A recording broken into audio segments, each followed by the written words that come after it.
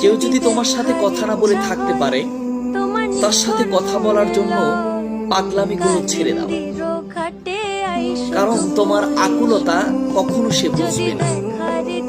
কেউ যদি তোমাকে কষ্ট দিয়ে স্থির থাকতে পারে, তবে তার জন্য অস্থিরতা ছেড়ে দাও। তোমার কষ্ট তার কখনোই বিচলিত করবে না। কেউ যদি তোমার মূল্য না বুঝে, তার কাছ থেকে বারবার গুরুত্ব চাওয়া থেকে বিরত থাকে। সে কখনোই তোমার কদর বুঝবে না, সে কখনোই তোমার কদর বুঝবে না। কেউ যদি তোমাকে ছাড়া একাই পথ চলতে পারে, তবে তার পথ ঠিক